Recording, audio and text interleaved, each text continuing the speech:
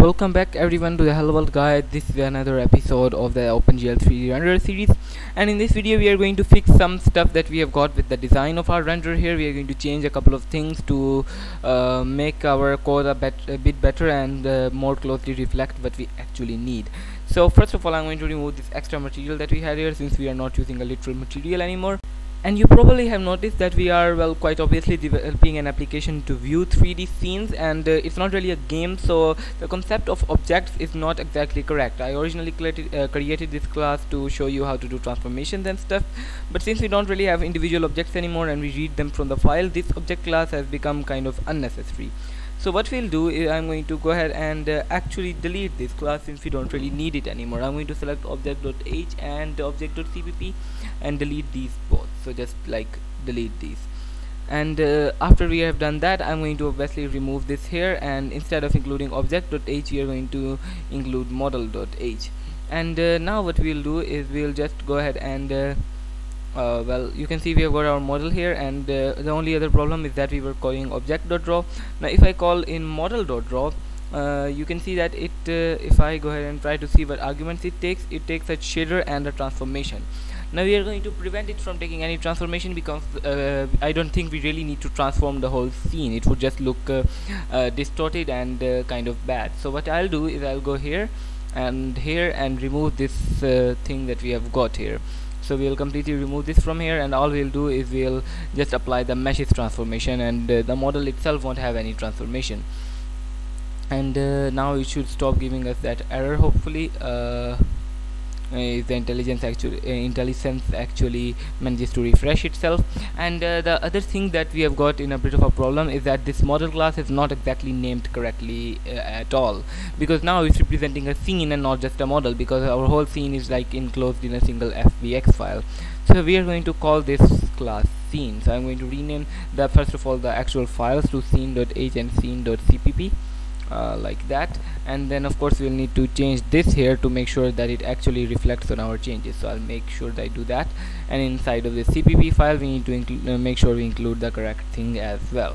Now what we can do is we also need to rename the actual class. So what I'll do is I'll select this and press Ctrl R twice, and that should allow me to you know, kind of intelligently rename it and do everything correctly without having to do too much manual work, and it should automatically rename everything here.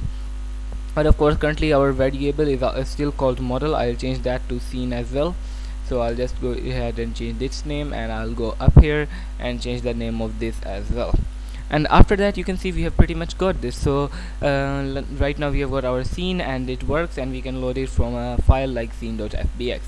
And if I run this, what you should see is that we still get what we were getting before, and now our code is much cleaner.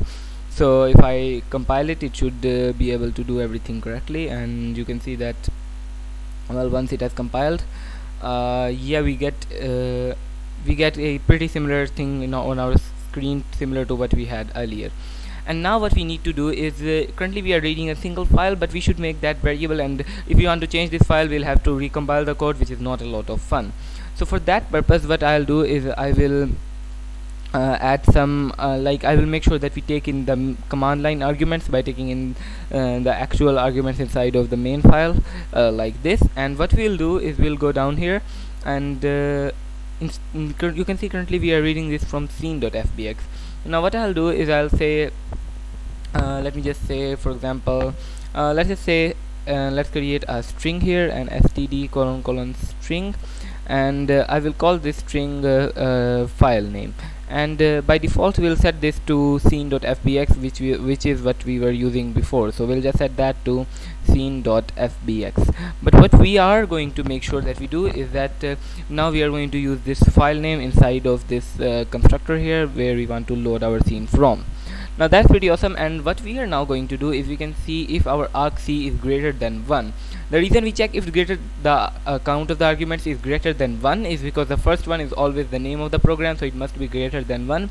If that's the case, then we will set the file name to be equal to argv's second index, which will be actually be 1. The reason we choose the second element from argv is because the first is, as I said before, the program name, so we don't want that, quite obviously.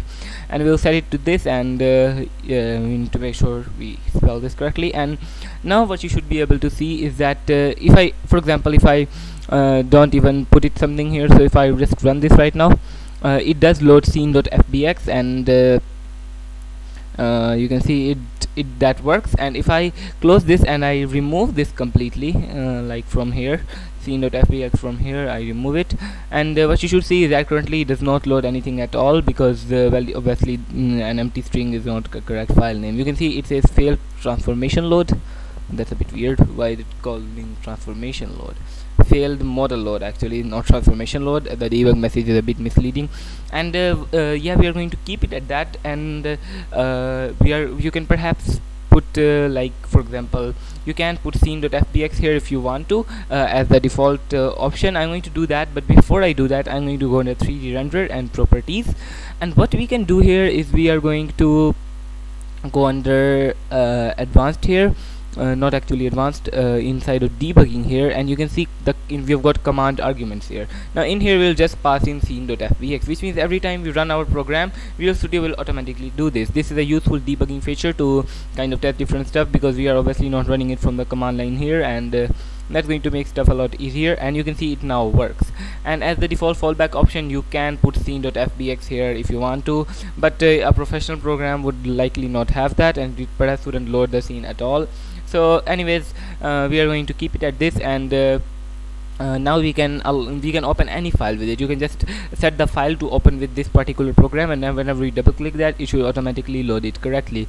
So yeah guys, this is pretty much it for this video. And in this video we just did a bunch of code cleanup, which is not particularly interesting, I'd say, but we still learned a lot. And this is pretty much it for this video. I'll see you in the next one, in which we'll do more interesting stuff, so stay tuned for that, and make sure to like and subscribe and share this video with other people as well. And bye.